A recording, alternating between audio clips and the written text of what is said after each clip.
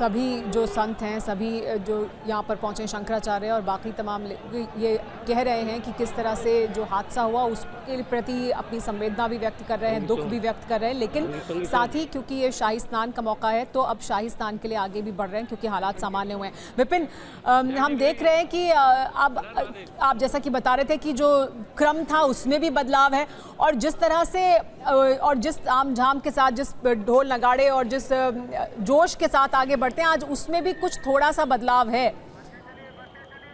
सभी रथ पर नहीं निकल रहे हैं, थोड़ा नहीं, बहुत व्यापक बदलाव है। कुछ लोग रथ पर निकले हैं तो काफी बदलाव देखने को मिल रहा है आज। जी जी बिल्कुल, थोड़ा बहुत नहीं, व्यापक बदलाव है, बड़ा बदलाव है और वो जोश, वो उत्साह बिल्कुल नजर नहीं आ रहा है। और आमतौर पर बहुत उत्साह के साथ इस मौके का इंतजार रहता है और सुबह की कड़कड़ाती ठंड में भी लोग हाथ भांजते हुए, चिल्लाते हुए, नारों का उद्घोष करते हुए, दौड़ते, खुशी मनाते हुए आते हैं, लेकिन वो खुशी मुझे नजर नहीं आ रही है।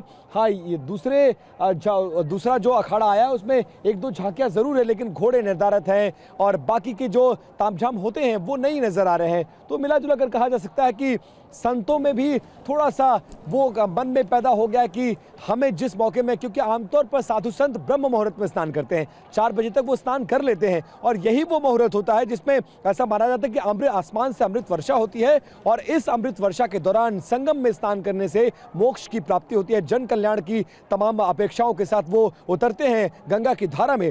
लेकिन अब वो मौका निकल चुका है, दोपहर के 3 बजे से ज्यादा का वक्त बीत चुका है। सन्यासियों के स्नान करने का ये वक्त नहीं होता है, इसीलिए वो तामझाम, वो जोश, वो उत्साह नजर नहीं आ रहा है। उसके बीच में ये समझाने और मनाने के बाद कि भाई मौनी अमावस्या है, शाम तक मुहूर्त है, तो चलते हैं, स्नान कर लेते हैं, तो अखाड़े एक एक करके आ रहे हैं और 2 अखाड़े स्नान कर चुके हैं, तीसरा अखाड़ा ऑन वे है। जी, हम तस्वीरें देख रहे हैं, शंकराचार्य भी स्नान करने के लिए पहुंचे हैं और उनके लिए जो विशेष प्रबंध किए गए हैं वो भी इस वक्त हम तस्वीरें अपने दर्शकों को दिखा रहे हैं। तो देखिए, जहां एक तरफ अखाड़े आगे बढ़ रहे हैं तो वहीं दूसरी तरफ शंकराचार्य स्नान करने के लिए पहुंचे हैं।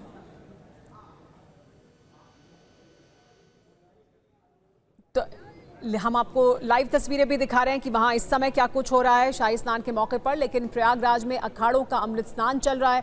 इसी बीच यूपी सरकार की ओर से हेलीकॉप्टर से पुष्प वर्षा की जा रही है। आपको हमारे संवाददाता विपिन चौबे की एक रिपोर्ट आइए दिखाते हैं। प्रयागराज महाकुंभ 2025 में जो हादसा हुआ है मौनी अमावस्या के दिन, उसके बाद अब उत्तर प्रदेश सरकार का देखिए हेलीकॉप्टर पहुंचा है यहाँ पर।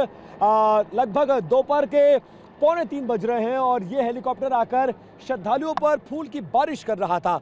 उस साइड में बारिश करके लौटा और संभवतः एक चक्कर और लगाएगा।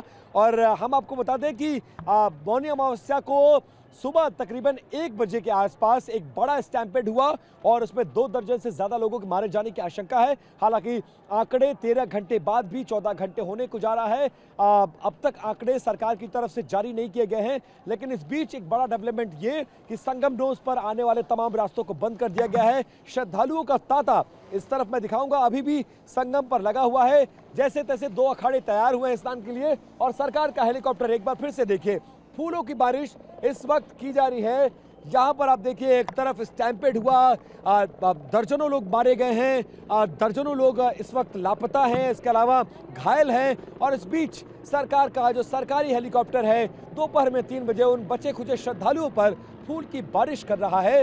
हालांकि जिनके परिजन गायब हुए हैं, दब गए हैं, कुचले गए हैं, घायल हैं, अस्पतालों में भर्ती हैं, वो बेचारे अभी भी यहाँ वहाँ पूरे शहर में उन्हें ढूंढ रहे हैं। सरकार आंकड़े जारी नहीं कर रही है, लेकिन ये ज़रूर है कि सरकार फूलों की बारिश कर रही है और ये बताने की कोशिश कर रही है कि ऑल इज़ वेल। लेकिन जो हालात यहाँ पर हैं वो इस तरफ इशारा करते हैं कि ऑल इज़ नॉट वेल और अव्यवस्था फैली थी, जिसके बाद इस तरह की भगदड़ मची है। और मानना पड़ेगा कि इस भगदड़ के बाद लोग मारे गए हैं और मुख्यमंत्री से लेकर प्रधानमंत्री से लेकर गृहमंत्री तक लगातार पूरे घटनाक्रम पर नजर बनाए हुए हैं। और इस बीच ये तस्वीरें बहुत खास हो जाती हैं कि एक तरफ मरने वाले और घायलों का आंकड़ा अब तक सरकार ने जारी नहीं किया और इस बीच सरकारी हेलीकॉप्टर से फूलों की बारिश करके सब कुछ ठीक होने का श्रद्धालुओं को और मीडिया को एहसास कराने की कोशिश जरूर की जा रही है।